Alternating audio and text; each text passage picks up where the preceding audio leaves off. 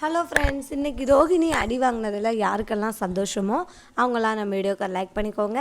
ஆமாம் ஃப்ரெண்ட்ஸ், இன்றைக்கி எபிசோடில் பார்த்தீங்கன்னா விஜயா ரோஹிணியை அடி வெளுத்து வாங்கிட்டாங்க அப்படின்னாங்க சொல்லி ஆகணும். இன்றைக்கி எபிசோட் ரொம்பவே சூப்பராக இருந்ததுங்க. பல நாளாக நம்ம எதிர்பார்த்து காத்துக்கிட்டு இருந்த அந்த ஒரு தருணம் இந்த எபிசோடில் இருக்குதுங்க.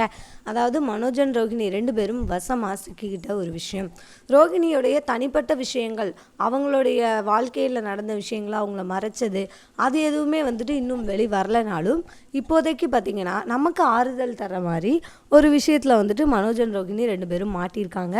இதுவே நமக்கு பார்த்தீங்கன்னா ரொம்பவே சந்தோஷந்தாங்க. ஏன்னா இவ்வளோ நாள் அப்படி கூட ஒரு விஷயம் நடக்கவே இல்லை. எப்போ பார்த்தாலும் மனோஜன் ரோஹிணி ரெண்டு பேருக்குமே ஃபேவராக தான் எல்லா விஷயங்களும் நடந்துக்கிட்டு இருந்தது.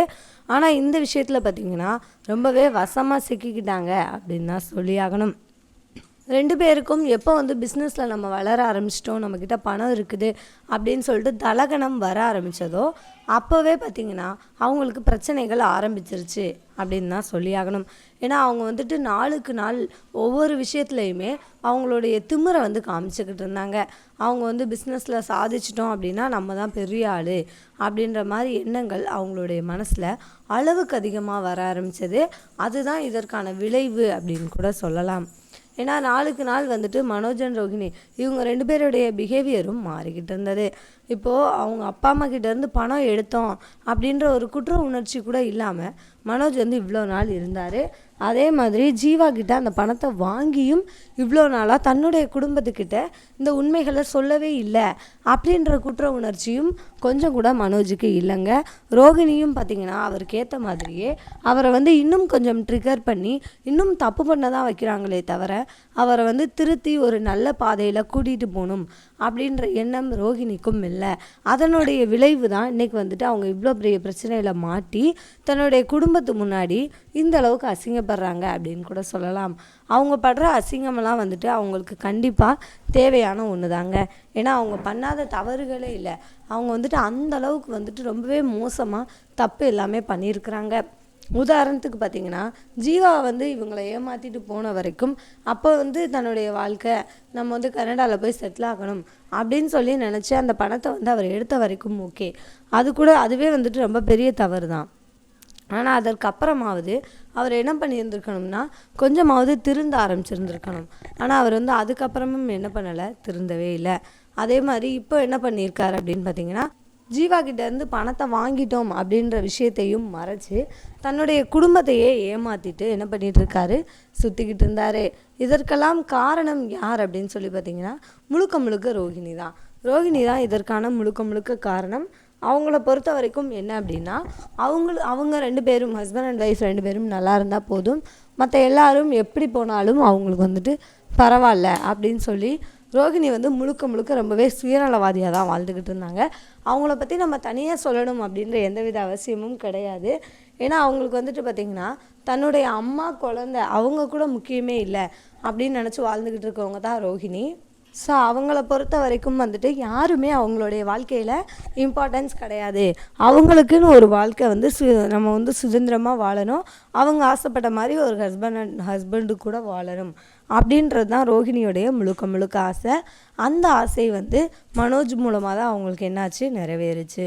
மனோஜ் அவங்க கல்யாணம் பண்ணதுக்கப்புறம் அவங்களுக்கு இந்த வீட்டில் எந்த விதமான பிரச்சனைகளும் கிடையாது. ஆனால் பிரச்சனைகள் எல்லாத்தையும் உண்டு பண்ணிக்கிட்டது யார் அப்படின்னு பார்த்திங்கன்னா அவங்க தான். ஏன்னா இல்லாத பொய்யெல்லாம் பேசி என்ன பண்ணிட்டாங்க, இப்போ அவங்களுக்கு ஒரு மிகப்பெரிய பிரச்சனையில் மாட்டிக்கிட்டு இருக்காங்க.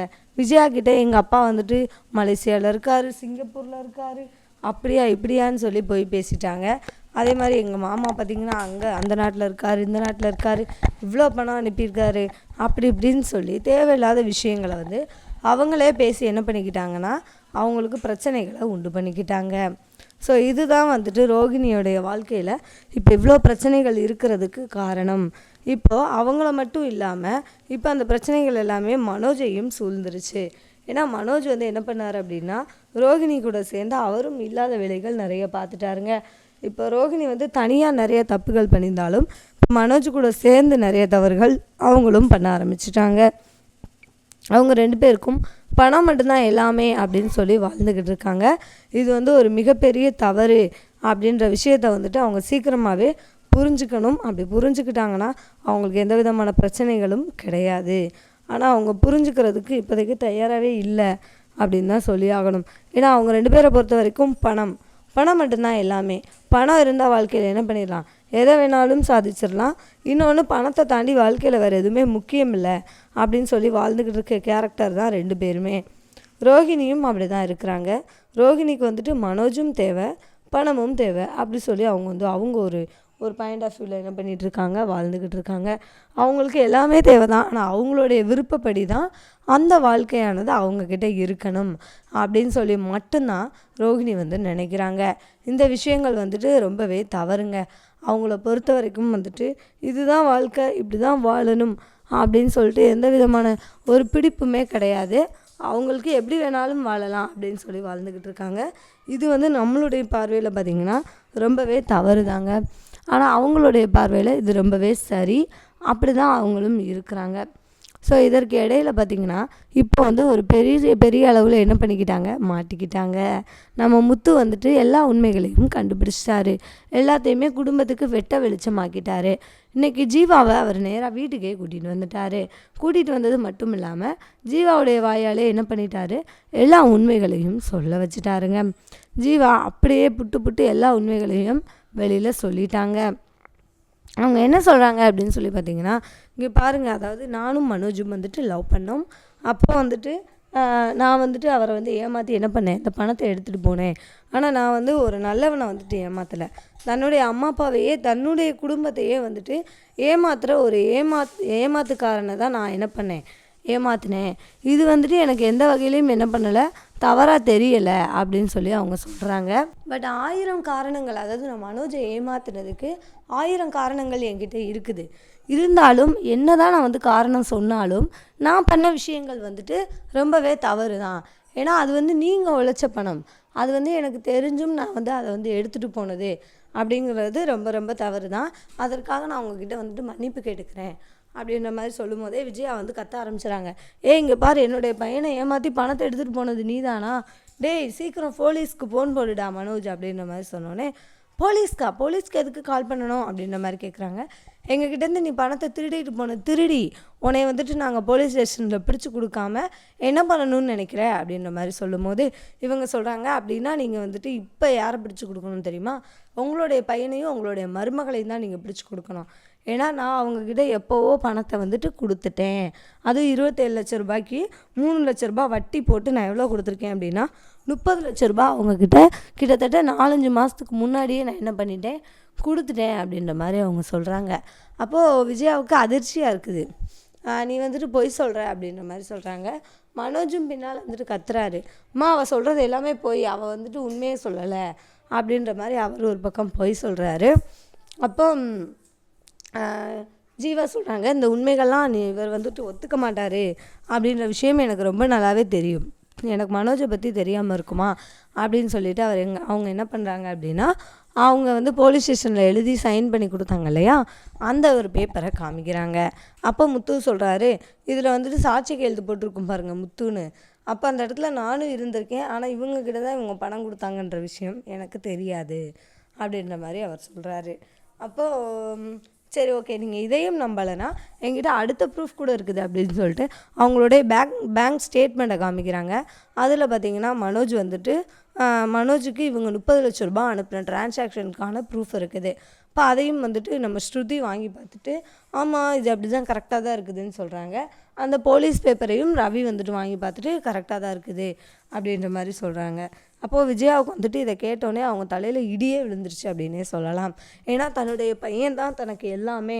அவன் தான் தன்னை என்ன பண்ணுவான், வாழ்க்கையில் உயர்த்துவான், நம்மளை பெருமைப்பட வைப்பான், நம்மளை நல்லா பார்த்துக்குவான் அப்படின்னு சொல்லிட்டு எந்த பையனை அவங்க நினச்சாங்களோ அந்த பையனே அவங்கள இவ்வளோ நாள் ஒரு முட்டாளாக்கிட்டு அவங்கக்கிட்ட ஏமாற்றிட்டு அவங்கக்கிட்ட நடந்துக்கிட்டு இருந்திருக்காங்க அப்படின்ற விஷயம் விஜயாவுக்கு தெரிஞ்சோடனே அவங்களால இதை என்ன பண்ணிக்க முடியல, தாங்கிக்கவே முடியல. அவங்க ரொம்பவே வருத்தப்படுறாங்க. அப்போ இது விஜயாவுடைய வருத்தம் அவங்களுடைய முகத்திலே தெரியுது. அப்போ அண்ணாமலை சொல்கிறாங்க, டேய் இதெல்லாம் உண்மையாடா, அந்த பணத்தை நீ முன்னாடியே வாங்கிட்டியாடா அப்படின்ற மாதிரி அண்ணாமலையும் ரொம்ப வருத்தப்பட்டு கேட்குறாரு. அவர் ரொம்பவே உடஞ்சி போயிட்டார்.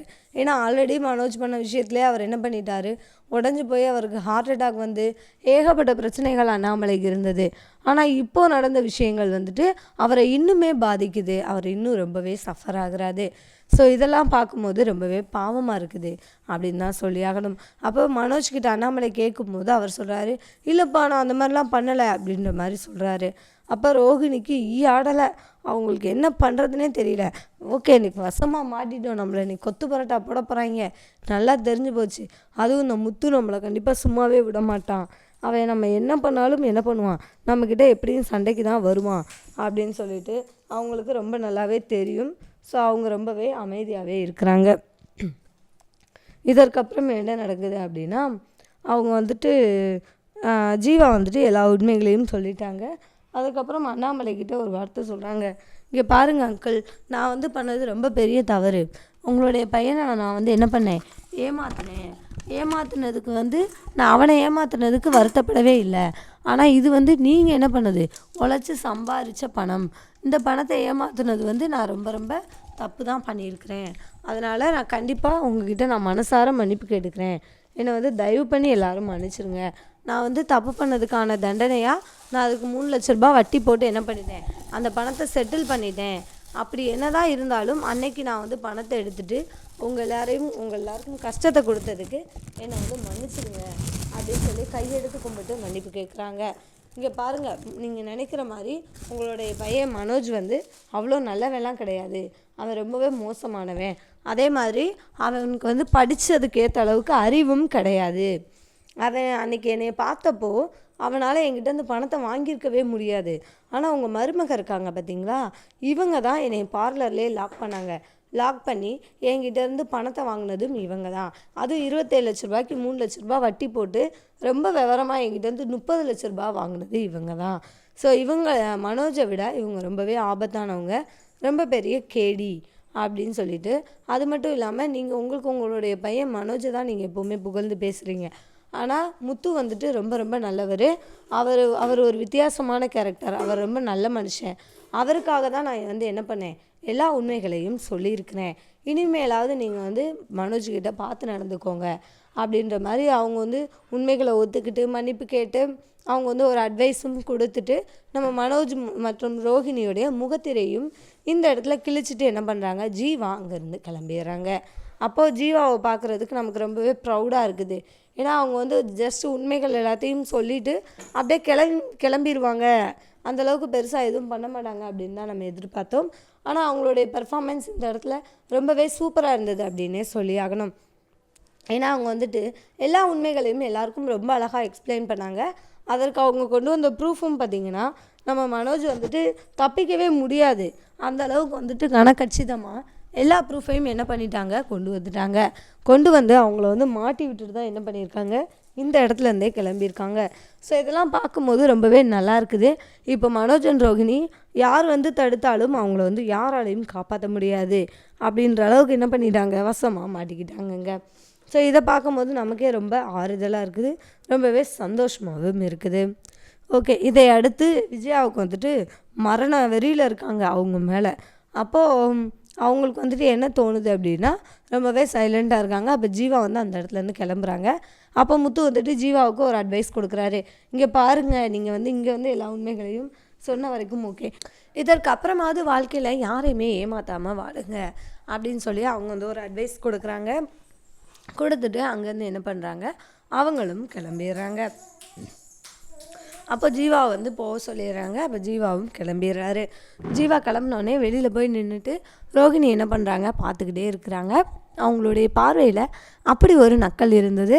நம்ம ரோஹிணி அப்படியே நம்ம சிக்கி சின்ன பின்னமாகு அப்படின்ற மாதிரி சொல்லி அவங்க வந்து சபிச்சுட்டு போன மாதிரி என்ன பண்ணாங்கன்னா அவங்களுடைய பார்வை வந்துட்டு இருந்ததுங்க. ஸோ இந்த எபிசோட் பார்க்குறதுக்கு ரொம்பவே நல்லா இருந்தது. ஏன்னா மனோஜன் ரோஹிணிக்கு இதெல்லாம் கண்டிப்பாக தேவைதாங்க. அவங்கள பொறுத்த வரைக்கும் அவங்க மட்டும்தான் சரி, அவங்க பண்ணுறதெல்லாம் சரின்னு சொல்லி ஒரு திமிரோடையே வாழ்ந்துக்கிட்டு இருந்தாங்க. ஸோ அவங்களுக்கு வந்துட்டு இப்படி ஒரு ஆள் அவங்களுடைய வாழ்க்கையில் கிராஸ் ஆகி அவங்கள வந்து மாட்டி விட்டது அப்படின்றது ரொம்ப ரொம்ப நல்ல விஷயம். இந்த விஷயத்துக்கு அப்புறமாவது அவங்க வந்து தவறு பண்ணுறதுக்கு கொஞ்சமாவது யோசிச்சாங்க அப்படின்னா ரொம்பவே நல்லாயிருக்கும். ஆனால் அவங்க வந்து இதற்கப்புறம் யோசிப்பாங்களா அப்படின்னு கேட்டிங்கன்னா கண்டிப்பாக யோசிக்க மாட்டாங்க. ஏன்னா அவங்கள பொறுத்த வரைக்கும் வந்துட்டு அவங்க பண்ணுறது மட்டும்தான் சரின்னு வாழ்ந்துக்கிட்டு இருக்க ஒரு ஜென்மங்க. ஸோ அவங்களால திருந்துறதுக்கான வாய்ப்பே கிடையாது. அவங்களால திருந்தவும் முடியாதுன்னு வைங்களேன். ஏன்னா அந்தளவுக்கு ரொம்பவே மோசமானவங்க தான் அப்படின்றது நமக்கு ரொம்ப நல்லாவே தெரியும். ஸோ இதற்கப்புறமாவது கொஞ்சமாவது திருந்துனாங்க அப்படின்னா ரொம்பவே நல்லாயிருக்கும். அப்படி திருந்தலை அப்படின்னா இன்னும் ரொம்பவே கஷ்டம். ஆனால் இப்போ வந்துட்டு விஜயா வந்து இவங்களுக்கு வந்து ஒரு சரியான பாடத்தை புகட்டுவாங்க அப்படின்றதுல எந்த விதமான மாற்று கருத்துமே கிடையாது. ஏன்னா விஜயா வந்து இதற்கப்புறம் கண்டிப்பாக சும்மா இருக்கிறதுக்கான வாய்ப்பே கிடையாது. அவங்க வந்துட்டு சும்மா விடவும் மாட்டாங்க. இதற்கப்புறமும் வந்துட்டு அவங்க என்ன இளிச்ச வாயா அப்படின்னு சொல்லி அவங்களுக்குள்ளேயே வந்துட்டு கேள்விகள் வந்துருச்சு. ஸோ இதற்கப்புறம் அவங்க கண்டிப்பாக திருந்துறதுக்கான வாய்ப்பும் கிடையாது. அதனால் விஜயா வந்துட்டு கண்டிப்பாக இவங்கள சும்மா விடுறதுக்கான வாய்ப்பும் கிடையாது. கண்டிப்பாக சும்மாவும் விடமாட்டாங்கன்னு வைங்களேன். ஏன்னா இவங்க வந்துட்டு ரொம்பவே ஓவராக போய்கிட்டு இருக்காங்க அப்படின்றது இவங்களுக்கு ரொம்ப நல்லாவே தெரியும். அதனால் இதற்கப்புறம் அவங்கள வந்துட்டு சும்மா விடுறதுக்கான வாய்ப்பே கிடையாது. ஸோ இதற்கப்புறமாவது அவங்க வந்துட்டு என்ன பண்ண போகிறாங்க அப்படின்ற விஷயத்தை நோக்கி தான் கதை வந்துட்டு நகர்ந்துக்கிட்டு இருக்குது அப்படின்னு சொன்னோம்னா அது வந்து ரொம்பவே நல்லா தாங்க இருக்கும். இதற்கப்புறம் அதாவது போக போக வந்துட்டு விஜயாவுடைய பிஹேவியரும் பார்த்திங்கன்னா இவங்கள மாதிரி தான் இருக்க போகுது. ஏன்னா இவங்கள பொறுத்த வரைக்கும் இவளே நம்மளை ஏமாத்துறா அப்படின்ற எண்ணம் வந்துட்டு விஜயாவுக்கு வந்துருச்சு. ஸோ விஜயா வந்து இதற்கப்புறமும் இவங்கள வந்துட்டு சும்மா விட மாட்டாங்க. இப்போ வந்துட்டு ஒரு நல்ல பாடத்தை விஜயாவே இவங்களுக்கு வந்துட்டு என்ன பண்ணுவாங்க, கற்றுக் கொடுப்பாங்கங்க. ஸோ இதற்கப்புறம் ஒரு சரியான பாடத்தை இவங்க புகட்டுவாங்க அப்படின்றது நமக்கு ரொம்ப நல்லாவே தெரிய வந்துருச்சு. இதற்கப்புறம் என்ன நடக்க போகுது அப்படின்றத நோக்கி தாங்க கதை வந்து ரொம்பவே விறுவிறுப்பாக போய்கிட்டு இருக்குது. இப்போ விஜயா வந்துட்டு ஒரு சரியான முடிவு எடுத்து மனோஜன் ரோகிணியை வீட்டை விட்டு வெளியில் துரத்த போகிறாங்களா, அல்லது அவங்க வந்துட்டு என்ன பண்ண போகிறாங்க, ஒரு தண்டனை மட்டும் கொடுத்துட்டு வீட்டோட வச்சுக்க போகிறாங்களா, இல்லை அவங்கள கோவத்தில் வந்துட்டு இவங்களை என்ன பண்ண போகிறாங்க அப்படின்னு நமக்கு இன்னும் வந்துட்டு கெஸ் பண்ண முடியல. ஏன்னா தன்னுடைய பையன் மேலே என்னதான் இருந்தாலும் விஜயாவுக்கு வந்துட்டு ஓரளவுக்கு பாசம் இருக்கும். ஸோ அவங்கள வந்துட்டு வெளியில் அனுப்புவாங்களா அப்படின்னு கேட்டால் அது ஒரு கேள்விக்குறியாக தான் இருக்குது. ஸோ இல்லை இதுக்கப்புறம் மூஞ்சிலே முழிக்காதுன்னு மட்டும் சொல்லிவிட்டு இந்த வீட்டுக்குள்ளேயே வச்சுக்க போகிறாங்களா அப்படின்னும் ஒன்றும் புரியல. இதற்கப்புறம் என்ன நடக்க போகுது அப்படின்னு சொல்லிட்டு நம்மளால் கெஸ் பண்ணவும் முடியலங்க. இதற்கப்புறம் என்ன நடக்க போகுது அப்படின்றது ஒரு மிகப்பெரிய சஸ்பென்ஸாக தான் இருக்குது.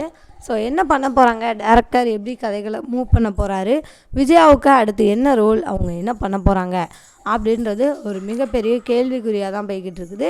பட் எது நடந்தாலும் ரொம்பவே அதிரடியாக தான் இருக்கும் அப்படின்றதுல எந்த விதமான மாற்று கருத்துமே கிடையாது. ஏன்னா அவங்க வந்து கண்டிப்பாக சும்மா விட மாட்டாங்க. இந்த அளவுக்கு நடந்ததுக்கப்புறமும் அப்படியே சரி ஓகே என்னுடைய பையன் அப்படி ஒன்றும் தப்பு பண்ணலை அப்படின்னு சொல்லிட்டு மன்னிச்சுட்டு போகிற அளவுக்கு விஜயா வந்துட்டு ஒரு மகான்லாம் கிடையாது. அப்படியே மனோஜை மன்னிச்சாலும் நம்ம ரோஹிணி என்ன பண்ண மாட்டாங்க, மன்னிக்கவே மாட்டாங்க. ஏன்னா மனோஜுக்கு வந்துட்டு சுயமாக இந்த அளவுக்கு யோசித்து கிரிமினலாக வேலை பண்ணுற அளவுக்கு அவனுக்கு வந்துட்டு அறிவே கிடையாது. இந்த பணம் வந்தப்போ கூட டேரெக்டாக என்ன பண்ணார், அதாவது இப்போவே நான் எங்கள் அப்பா கிட்ட வந்துட்டு இந்த பணத்தெல்லாம் கொடுத்துட போகிறேன், அப்போ முத்து வந்துட்டு இனிமேல் என்ன பண்ண மாட்டான், கேவலமாக பேச மாட்டான்ல அப்படின்னு சொல்லிட்டு அவர் அந்த ஆங்கிளில் தான் யோசித்தார். ஆனால் அப்போ கூட ரோஹிணி தான் என்ன பண்ணாங்க அப்படின்னா கிரிமினலாக யோசிச்சு அவங்க என்ன பண்ணாங்க, இதற்கப்புறம் வந்துட்டு நம்ம எதற்காக இந்த பணத்தை கொடுக்கணும், நம்மளே இந்த பணத்தை வச்சுக்குவோம் அப்படின்னு சொல்லிட்டு ஒரு கேவலமான முடிவெடுத்தது யார் அப்படின்னு பார்த்திங்கன்னா இவங்க மட்டும்தான். நம்ம ரோஹிணி தான் அந்த மாதிரி ஒரு முடிவு எடுத்தாங்க. ஸோ அந்த முடிவு வந்துட்டு ரொம்பவே தவறு அப்படின்ற விஷயத்த அவங்களுக்கு வந்து இன்றைக்கி உணர்த்திடுவாங்க விஜயா அப்படின்றதுல மாற்று கருத்தே இல்லை. ஏன்னா அவங்க வந்துட்டு ரொம்பவே மோசமான ஆள் அப்படின்றதுல நமக்கு ரொம்பவே நல்லாவே தெரியும். அதனால் இப்போ இவங்க என்ன பண்ண போகிறாங்க அப்படின்றது சுத்தமாகவே ஒன்றும் புரியல. ஸோ இதற்கப்புறம் கதை வந்துட்டு எப்படி நோக்கி நகரப்போகுது, ரோஹிணி இந்த ஒரு சூழ்நிலையை எப்படி சமாளித்து அவங்களுடைய வாழ்க்கையை மூவ் பண்ண போகிறாங்க. அது மட்டும் இல்லாமல் இப்போ பொறுத்த வரைக்கும் பார்த்திங்கன்னா நம்ம ரோஹிணி வந்துட்டு மனோஜை வந்துட்டு அவ்வளோ தூரம் நம்பினாங்க. ஆனால் கடைசி நேரத்தில் பார்த்திங்கன்னா மனோஜ் வந்துட்டு அவங்கள கைவிட்டுட்டு அப்படியே என்ன பண்ணிட்டாருன்னா அவங்க அம்மா பக்கம் சாஞ்சிட்டாரு. அவங்க அம்மா தான் வந்துட்டு எல்லாமே சரியாக சொல்லுவாங்க, அவங்க அம்மா தான் வந்துட்டு எல்லாமே சரி, ரோஹிணி தான் என்னை வந்துட்டு இதுக்கெல்லாம் என்ன பண்ணா தூண்டி விட்டா, நான் எந்த விதமான தவறும் பண்ணலை அப்படின்னு சொல்லிட்டு அவங்க என்ன பண்ணிட்டாங்கன்னா நேக்காக நழுவிட்டாங்க. ஸோ இப்படி இருக்கும்போது இதற்கப்புறம் வந்துட்டு இவங்க எப்படி இந்த ஒரு சூழ்நிலைகளை சமாளிக்க போகிறாங்க? அதாவது இப்போ வந்துட்டு மனோஜும் சரி ரோகிணியும் சரி ரொம்பவே தனிமரமாக ஆயிட்டாங்க. அவங்களுக்கு வந்து சப்போர்ட்டுக்கு விஜயா அப்படின்ற ஒரு கேரக்டர் வந்துட்டு இல்லை. அப்போ இதற்கப்புறம் அவங்களால இந்த ஒரு சூழ்நிலையை சமாளிக்கிறதுங்கிறது ரொம்பவே கஷ்டமான ஒரு காரியம்தான். ஆனால் அவங்க எப்படியாவது என்ன பண்ணுவாங்க அப்படின்னா, இந்த ஒரு சூழ்நிலையிலேருந்து வெளியில் வரணும் அப்படின்றதுக்காக எந்த எல்லைக்கு வேணாலும் போவாங்க. அதற்காக எந்த எல்லைக்கு வேணாலும் அவங்களால போக முடியும் அப்படின்றதுல மாற்று கருத்து இல்லை. ஆனால் விஜயா வந்துட்டு இந்த பணத்தை விட இன்னும் 1 மடங்கு பணம் கொடுத்தா மட்டும்தான் அவங்க என்ன பண்ணுவாங்க அப்படின்னா இந்த விஷயத்தில் வந்து காம்ப்ரமைஸ் ஆவாங்க. ஆனால் அதற்கான வாய்ப்பு கண்டிப்பாக ரோஹிணி கிட்ட கிடையாது. அவங்களால 50 லட்சம் 60 லட்சம்ன்றது ரொம்பவே கஷ்டம். 35 லட்சம் அப்படி கொடுக்கன்னு நினச்சா கூட அவங்களால அவ்வளோ பணமும் கொடுக்க முடியாது. ஸோ ரோஹிணி இந்த பிரச்சனையிலேருந்து வெளிவரதுக்கு அடுத்து என்னென்ன தில்லாலங்கடி வேலைகள் பண்ண போகிறாங்க, அடுத்து அவங்களுடைய பர்சனல் உண்மைகள் எப்போ மனோஜுக்கு வெட்ட வெளிச்சம் ஆக போகுது அப்படின்றத நோக்கி தான் கதை இனிமேல் நகரப்போகுது. ஸோ தேங்க்யூ ஃபார் வாட்சிங். இந்த வீடியோ உங்களுக்கு பிடிச்சிருந்துச்சுன்னா மறக்காமல் லைக் பண்ணிக்கோங்க. நம்ம சேனலை நீங்கள் இன்னும் சப்ஸ்கிரைப் பண்ணனா மறக்காமல் சப்ஸ்கிரைப் பண்ணிக்கோங்க. கூடவே பக்கத்தில் இருக்க பெல் ஐக்கானையும் கிளிக் பண்ணிக்கோங்க. தேங்க்யூ.